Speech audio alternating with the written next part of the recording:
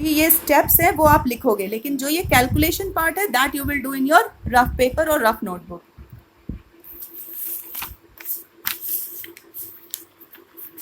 अब question number, let's see the question number 4 now. Here simply there is two calculation type of question. You have to add it up, this number plus this, and in the second you have to subtract 9899 from this big larger number. So this is your question for which I have done the rough work here. First answer में we have to add 115430, 2156 and 715039. Then simply I have put plus sign and I have added up, okay, including the carrying over step. After adding, this will be your answer, 832625. Okay, so 832625. And in the second, it is asked to subtract this number from this larger number. So after subtracting 107991, this will be your answer. So accordingly, you will do the rough work in your rough paper and find out the answers. Okay, now question number 5. Calculate the sum of the largest 8-digit number, the largest 3-digit number and the smallest 4-digit number. So first we will write largest 8-digit number is 8 times 9, 1, 2, 3, 4, 5, 6, 7, 8. किसी भी largest number का अगर 7 digit पूछा जाए तो 7 times 9, 6 digit largest number पूछा जाए तो 6 टाइम्स 9. ये आपको याद रखना है. And the largest 3 digit number is 3 times 9 and the smallest 4 digit number 1 और उस पर 3 zeros. This is the smallest 4 digit number. अगर आपसे पूछा जाए स्मॉलेस्ट 3 डिजिट नंबर तो 1 and 2 0. ओके, आप काउंट करो कितने डिजिट्स हो गए, 1 2 3 4. सो this is the smallest 4 digit number. अगर आपसे स्मॉलेस्ट 5 डिजिट नंबर पूछा जाए तो 1 लिखेंगे और उस पर 4 zeros पुट कर देंगे. तो likewise you have to learn how we have to write largest and smallest numbers. So आपसे क्वेश्चन में पूछा गया आपको सम फाइंड आउट करना है. सम मीन्स इनका टोटल फाइंड आउट करना है. तो फर्स्ट वी विल शो कि what is largest 8 digit number, what is largest 3 digit number, what is smallest 4 digit number. Then in the rough we can do the calculation part. हमने इन सारे digits को उनके place values के according arrange कर दिया and then we will add up. Okay, तो add करने के बाद this will be the answer. These all addition, वो कैरिंग ओवर वाले एडिशंस आएंगे, वो आपको प्रैक्टिस करनी है. ठीक है, and this will be your answer. So ये जितना भी स्टेप्स है ये आप लिख सकते हो, टाइप कर सकते हो very comfortably on your phone. तो ये steps, it is mandatory to show the steps, but whatever is the calculation part. अब ये जो पार्ट है ये आप अपने साथ जो रफ पेपर रफ नोटबुक लेकर बैठोगे while giving the maths online exam, उसमें करोगे. ठीक है, so this is the solution for question number 5. Moving on to the question number 6. Deepak ordered a mobile phone online worth rupees itna. How much did the phone cost him if he got rupees itna as cashback? Question की meaning ये है कि दीपक ने एक mobile phone order किया है online जिसका actual cost है 49,575, लेकिन जब उसने परचेज किया इतने में तो इतने कैशबैक उसको मिल गया. मतलब उस इतने में, इतने रुपीज में, 49,575 में जो 3,479 रुपीज है वो उसको वापस मिल गया. तो एक्चुअली में फोन का कॉस्ट कितना हुआ, how much did the phone cost him if. यहाँ क्वेश्चन में इफ लिखा हुआ है, मतलब अगर उसको इतना पैसा खर्च करने के बाद इसमें से इतने पैसे वापस मिल गए हैं 3,479, ये तो उसके जेब में वापस आ गए, तो एक्चुअली में उसके कितने पैसे खर्च हुए फोन खरीदने के लिए. तो अगेन द सेम क्वेश्चन, जब हम इस अमाउंट को इसमें से माइनस कर देंगे we will get our answer. So the same thing I have done. Cost of mobile phone rupees itna, got cashback rupees itna, then phone cost after cashback. अब आपसे क्वेश्चन में पूछा जा रहा है how much did the phone cost him if he got इतना cashback. अगर उसको cashback मिल गया है तो फोन की कीमत कितनी हो गई उसके लिए. Then phone cost after cashback is equal to, हम जो बड़ा अमाउंट है उसमें से जो छोटा अमाउंट है वो माइनस कर देंगे. अब 5 में से 9 सब्ट्रैक्ट नहीं हो सकता तो हम कैरी ओवर करेंगे, तो ये 15 हो जाएगा. 15 माइनस 9 इट विल बी 6. अब यहाँ पे 6 रह गया क्योंकि हमने 1 कैरी ओवर लिया है. 6 में से 7 माइनस नहीं हो सकता तो ये हम इसमें से 1 कैरी ओवर इसको देंगे, तो ये हो जाएगा 16. 16 माइनस 7 विल बी 9. अब यहाँ पे 4 बच गया, हमें कैरी ओवर करने की जरूरत नहीं है क्योंकि 4 में से 4 सब्ट्रैक्ट किया जा सकता है. 4 minus 4 will be 0. 9 minus 3 will be 6 and 4 के साथ कुछ नहीं है तो 4 will be written as it is. So उसकी फ़ोन की एक्चुअल कीमत कैशबैक के बाद ₹46,096 हो गई. So this is your answer. So this is the solution of question number 6. Okay.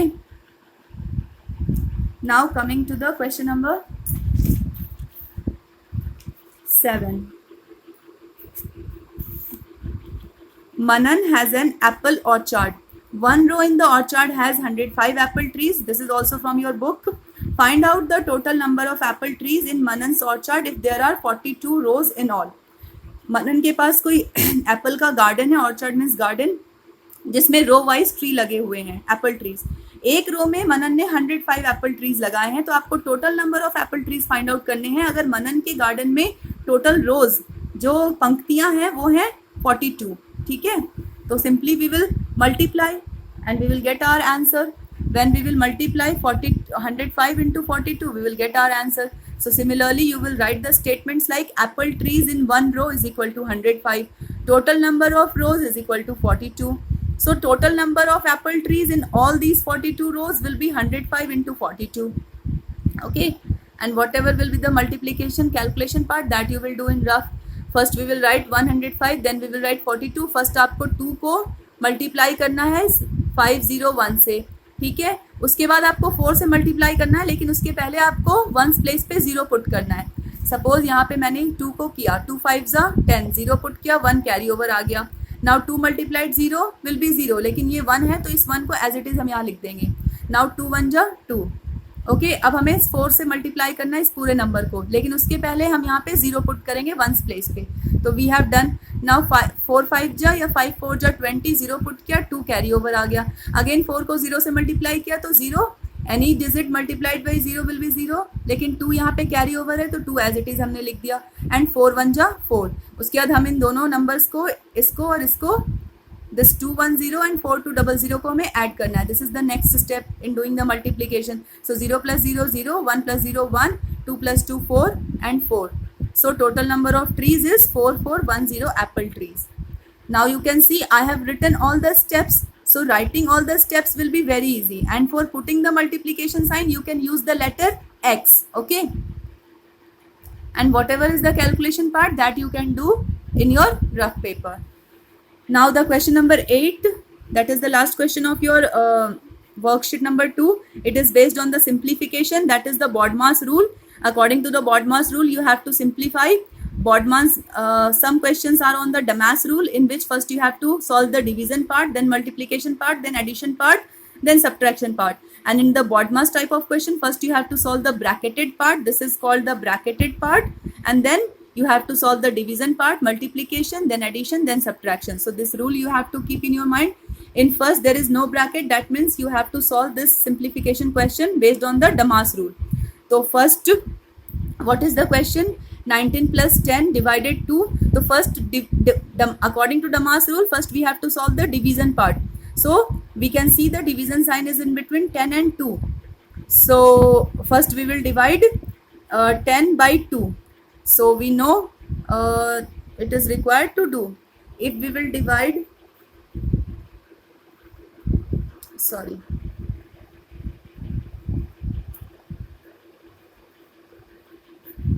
If we will divide 10 by 2, then what will become? 2 5 ja 10.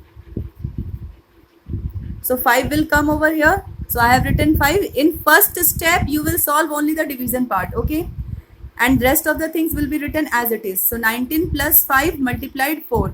Now DAMAS part mein D is over. Now multiplication part. We can see the multiplication sign between 5 and 4. So in the next step, 19 plus 5 4 ja 20.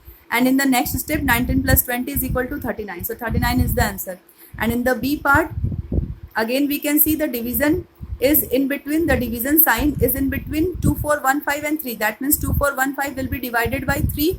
So that I have done. I have done this also. When we will divide 2 4 1 5 by 3, 3. अब 3 से 2 single digit को हम divide नहीं कर सकते, तो we will consider 24. सो 3 8 जा 24. जब हम सब्ट्रैक्ट करेंगे तो नथिंग विल बी रिमेनिंग. फिर हम इस 1 को नोट डाउन करेंगे, लेकिन 1 जो है वो 3 से डिवाइड नहीं हो सकता, तो हमें इस 5 को भी नोट डाउन करना पड़ेगा. लेकिन उसके पहले हम यहाँ पे ट्रायल क्वेश्चन में we will put 1 0. Okay. Now we know 3 5 जा 15, so 805. So यहाँ पे we will put 805 and rest of the things will be written as it is into 5 minus 140. उसके बाद now we will solve the multiplication part. 805 multiplied 5 will be 4025. वो मैंने कर दिया है, you can see in the rough work. 4025 minus 140. अब 4025 में 140 जब हम subtract करेंगे तो 3885 you will get the answer. Similarly in the C part, here first we will solve the bracketed part. Okay, so 9 plus 1, first we will solve this bracket, open this bracket. So 9 plus 1 will be 10, rest of the things written as it is. अब हम Demass rule के according करेंगे क्योंकि हमने BODMAS rule के according bracket को solve कर लिया है. Now 10 divided 2, मतलब 10 को 2 से divide करना है तो we know 5 will come. Rest of the things written as it is. After division we will solve the multiplication part. So 5 4 जा 20, तो यहाँ पे 20, rest of the things written as it is. उसके बाद मल्टीप्लीकेशन के बाद हमें एडिशन पार्ट को सॉल्व करना है. सो 20 प्लस 7 27 और फिर -2 is equal to 25. So in the last answer 25 will come. So this was all about the solution of your maths UT 1 worksheet number 2. Okay, I am holding this portion of the video for a few more second so that you could better look it and understand it. So in the similar way you have to solve your maths worksheet neatly and cleanly in your maths fair notebook, and then in the form of PDF only you will send it on the class WhatsApp group with your name and subject. And while giving your maths exam, prepare well, revise the complete syllabus from book and notebook, that is your chapter 1 large number and the chapter 2 topic 2 for fundamental operations. Along with this, the practice of these two worksheets. So that's all from my side. Thank you for the class.